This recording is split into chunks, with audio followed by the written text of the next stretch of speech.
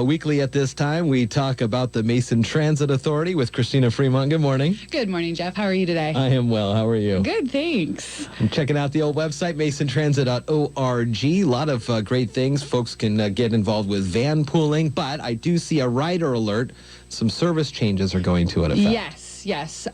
2 weeks, October 3rd, we've made some minor adjustments to a few routes, Route 3, 5, 6, 7, and we've renamed the Skoke Cushman Pilot to Route 11.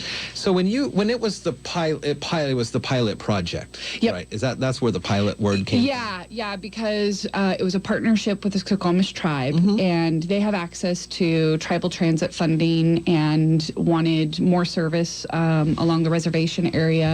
And we at the time just did not have the operating funds for that. So we partnered, and they provided the operating funds, and we provided the capital, which is the bus and the driver. Right. And we did it as a pilot to see would there be ridership, and it grew fast, very fast. So now we're at a place where the Skokomish didn't have that funding anymore, and so the choice was, do we take all of that service in-house and continue operating it, or do we stop operating it?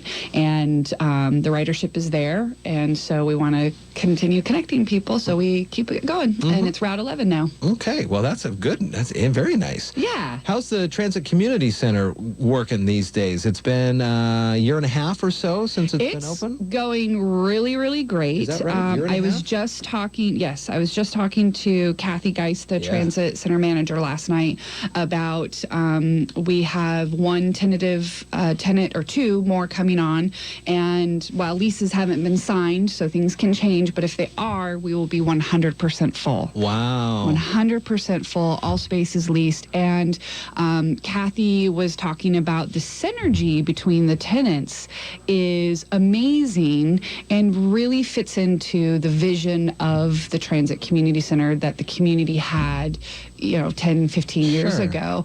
And that is that all of the tenants all offer services for youth or underserved community members, and they can all not only offer things individually, but they can work together, and they're all located in the same place. So we're talking about mental health services, life skill services, just general stuff like that. So a lot of youth services there. And then, so we'll see. The one tenant, though, they're out of San Francisco, but what they offer is, they call it triage. And what it is and Kathy's probably better explaining this than me, when you have a situation where you have somebody who, typically maybe police would get called, right, and they might get arrested and put in a jail cell. They would go out and assess the situation and say, it's really not the police that are needed in this situation. This person needs to go to a psych ward. Oh, wow. Okay. Or this person needs rehab, or this person needs access to some services. And so what that does is that keeps the police from being bogged down and jail cells being taken up for reasons that, are other than people really needing to be in jail. And then gets people who need the help that they really need versus jail, that help, and hopefully on a different path. And so I don't know the name of the company, but they would be taking the 3 spaces on the front there. And they go out and do those services. So we're really excited. Did you think after just a year and a half that everything would be full up? No. Potentially? I can't imagine that. No, and looking at some of the, so like for instance, it's been hard because there's nothing to compare to. Right. The transit center, it's the first of its kind in the nation. That doesn't mean that other transit agencies haven't built facilities that they lease. So we were kind of trying to look at that. And one example is the Bremerton Ferry Terminal that's owned by Transit, but yet they have space that's leased to private entities, mostly restaurants, things that fit the nature of what they needed up there. But so we reached out just to ask, hey, how long did it take you to get that space filled? Because, we got a little worried for a second. Well, You do. You want everything to be successful right away. And not that it wasn't successful right away. It's just, of course, in your rose-colored glasses world, it's like, it's going to be full the first month.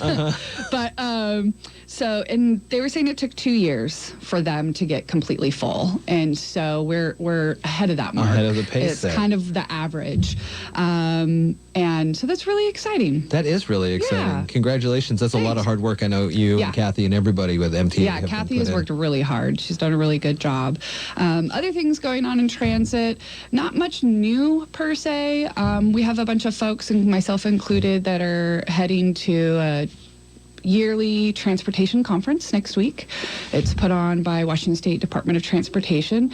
Our maintenance, some maintenance folks are competing in a maintenance rodeo. Oh, the rodeo is coming up. I know all about the old bus So you have rodeos. the bus rodeo, though, and you have the maintenance rodeo. So the bus rodeo is where you have drivers who compete and are showing off their skill set. You know, like they set up cones, and can you maneuver a 45 or a 35-foot coach through these cones and not hit a cone or a tennis ball kind of thing? Do you do your pre and post trip inspections appropriately? That kind of thing. Now the maintenance rodeo, that is our maintenance staff. We have a couple selected folks that go, and they have a written test as well as a live test. So they'll have like a panel with, and they have to identify, diagnose, and then fix the issue. And they don't know what it is. It's just there. And so we're a small agency, always the underdog. Sure. Mason Transit's always representing the underdog. So it's not just Mason Transit that's on this team. We've actually partnered with some other agencies. Okay. Because it's a small rural agency. We can't compete with, say, like King County Metro, where they've got a maintenance team of hundreds of people. And we've got 7. So we can't send, you know, 5, 6 people away send the to a whole road. team. No. So we have we partnered with a couple other small agencies that had the same, and we're the first team that's like that. So MTA, once again, first to do something, and that is to put together this team with multiple agencies to represent the underdogs, the rural agencies, in these maintenance competitions. And then we have staff that attend workshops and classes, learning about current trends, what's coming up, future trends. As we talked about earlier this year, a lot of transit agencies are looking at electric buses and how to move over. You know, we've got a federal mandate in 2018 to reduce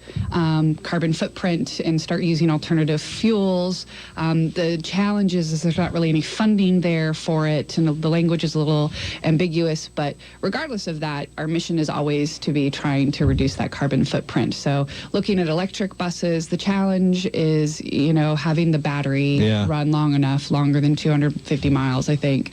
And then also looking at things that impact just how people consume transit, whether it's public or private, and that is looking at trends like self-automated cars, driverless cars. You know, trends are showing that those are going to be released to the general public in like 3 years. Yeah. So that's huge. I mean, it's going to change the way transportation operates dramatically in our lifetime. I can't. I'm imagining being like 80 years old and, you know, the Futurama scene where they like go through the tunnel, or the Jetsons. I feel like that's going to happen in our lifetime. We're going to teleport through tubes. It may not take that long either. It may not take that long. It may not. Where's the conference this year for Wenatchee? It's over in Wenatchee. Beautiful Yep. Wenatchee. So we'll be visiting Link Transit and doing some guest riding over there as well. It's a great networking opportunity. You get to see what other transit agencies are doing and kind of compare and glean ideas of what you might be able to implement in your own agency. Oh, that's fun. What fun. Good luck then at all the competitions. MasonTransit.org, on Twitter @MasonTransit, on Facebook, Facebook.com/MasonTransit. Yep.